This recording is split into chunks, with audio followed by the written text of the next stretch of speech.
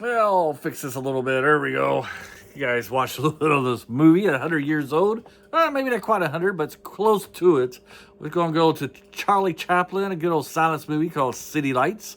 Now, if you ever, a lot of times when they show like a Charlie Chaplin on TV and it's highlights of some of his greatest movies, and you see the one with the boxing match, that is City Lights. And we'll say that is a great scene in the movie, that whole sequence.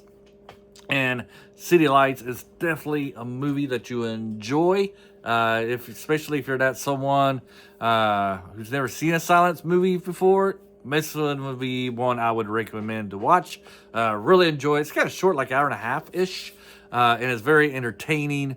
When City Lights came out, talkies already existed, but it took Charlie Chaplin a while to make the movie. When he first started the movie, we still had the silent movies, and when he finished it, talkies were coming out and were popular at this time.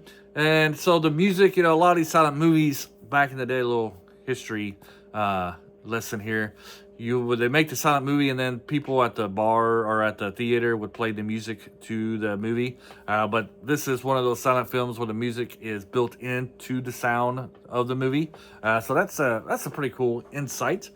So Charlie Chaplin, and of course, he's the tramp in this movie, and it is a delightful. Like the comedy is very well crafted and stitched together. Great timing. I watched another one of his. It came out a few years before this one called Gold Rush.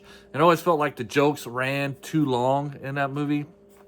When it's City Lights, everything is very well placed and the timing's great. None of the jokes run too long. Like none of the scenes overrun their welcome. It's very well edited in that regard. And like I said, like the boxing scene, it's fantastic, really, in a lot of regards. And still storytelling, it's great. And then just the choreography and how they move it around the ring. It's like a little dance as he's hiding behind the referee and taking little pot shots at his competitor. All three actors are in sync and moving. Great storytelling in that case, and storytelling on the wider, the overall story. It's very well done because at this time of the boxing match, his girlfriend, or the girl he likes, is about to get evicted from her home and she needs some money. So he decides to become a boxer. And if he wins, he can have the money to get her so she can pay her rent. I kind of put that together with Star Wars Phantom Menace. Okay, so in Phantom Menace, you have the big old pod race. He has to win the pod race so they get the money so they can buy the parts and they can put it on the ship and leave the planet, right? So Anakin wins. But Charlie Chaplin, when he does this, he needs the money to help his girlfriend. And if he wins, he gets it. But he loses. He loses the fight. So he's like, he doesn't take the cheap way of settling the conflict. Great fight, great scene, and he loses it. And so he isn't able to use the fight to get his money. I thought it was brilliant because I was expecting, so this is how he's gonna get the money to help his girlfriend. He's gonna go in this fight, get lucky, defeat this boxer, get the money, and then help her out. But no, that's not how the movie works. I love it. It was great storytelling. I love it how they didn't take the cheap way out. Because when I was watching Phantom Menace, it was so cheap. And it's like, of course he's going to win because there's no other way they're going to get the money unless he wins. Plus, we know that he was a great star pilot. If you're a huge Star Wars fan, you know about Star Wars New Hope and the whole thing when it's describing how great of a pilot his father was. And so I thought that was great, that how Chaplin made him lose the fight, not to be able to save his girlfriend.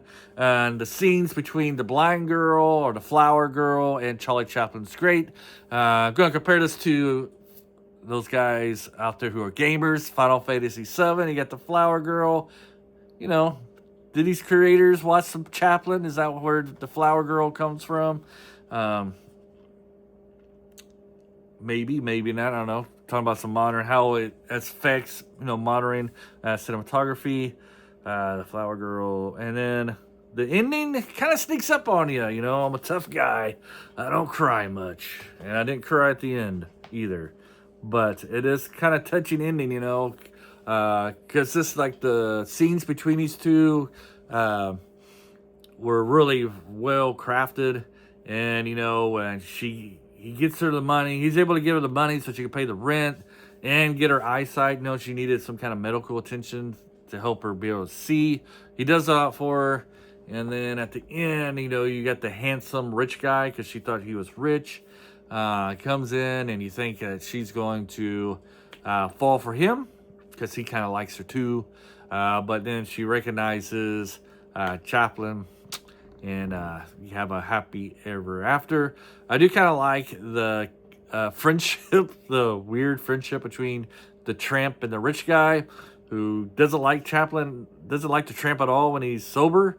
But when he's good and drunk, you know, Chaplin, the tramp is his best friend, and you know, always helping him out. I thought that was a pretty cool dynamic in the movie. You can find this on Amazon Prime.